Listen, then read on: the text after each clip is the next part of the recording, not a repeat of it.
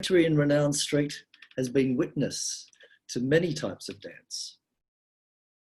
When we look back over the years with some of our interfaith meetings, we've had some special people in and they've shared their dances with us. We know that dance is spirit in action.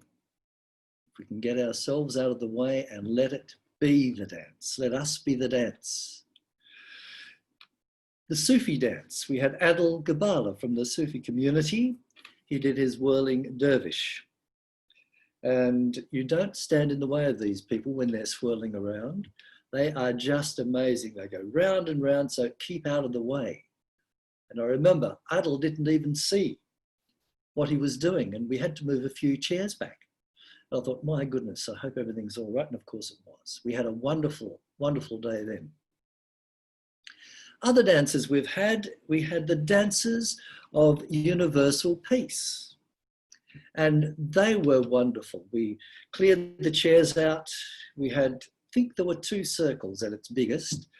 And Gloria was there at the time, and Gloria Grace, and she led us through some of these dances. Not as easy as they look, but quite exhausting too.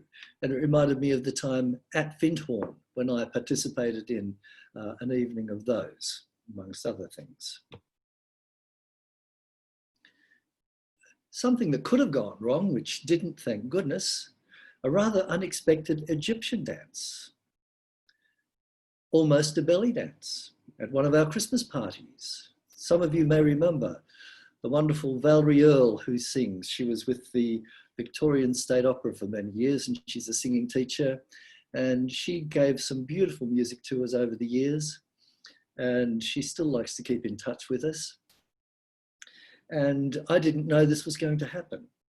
You know, at the end, when we have our Christmas party, we usually have people that do items. And I thought, where's Valerie gone? And she had a friend with her. I think Valerie was in her middle to late 70s at the time. Anyway, the music came on, and it was this Egyptian music, belly dancing music. I thought, oh. And from out of the change rooms comes Valerie and her friend, swirling around, sitting on people's knees. And I thought, my goodness, this is life. It was wonderful, but totally unexpected. But everyone took it in the right spirit. And closer to home, have you seen Rath and Jeanette do their anniversary waltz? Now they're ballroom dancers, and so is Diane Barry. And she's very interested in dance, but we had Rath and Jeanette, and also Leslie. And Jim, I believe, did the anniversary waltz on that occasion for us quite a few years back now. And our ears have echoed to the wonderful music from our sanctuary and the people. Dance is music and spirit. And Yogananda says spirit is static, which is still the dream. An idea in the mind of God, and matter, substance, is us, the dream expressed. Life is a dance, and we will have our ups and downs, our blessings and challenges in this mystery school of life. It can be challenging, but we know that there is a divine order, a divine dance happening all the time. We can't see it because we're looking at other things. The dance of nature, the seasons, the dance of the flowers, the trees, everything has its turn. Everything has its moment in time. It can be challenging, but as we move from the Adam state to the Christ state of consciousness, we dance all the different dances there are.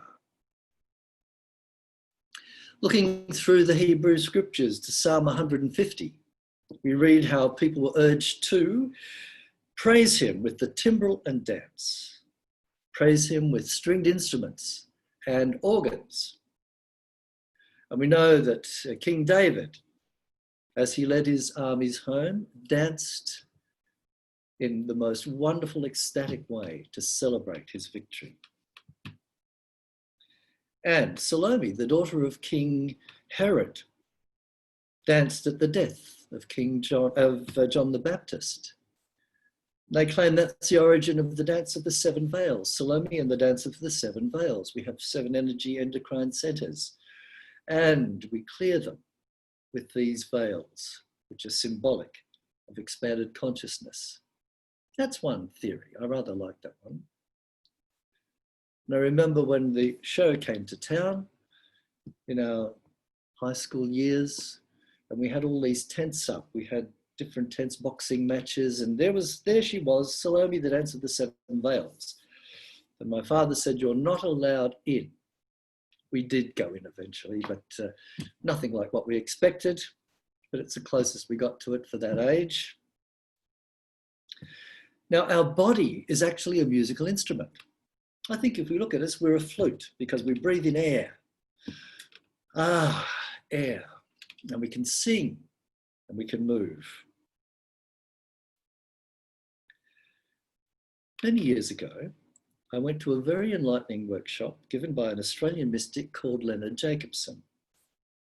In his book, Words of Silence, it resonated with me and still do when I read on page 277, "The present moment never leaves you.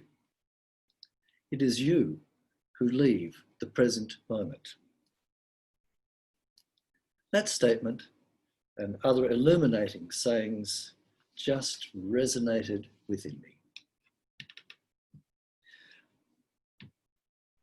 I was horrified, however, when he announced, I went to a workshop of his, and he announced that we all had to get up and move.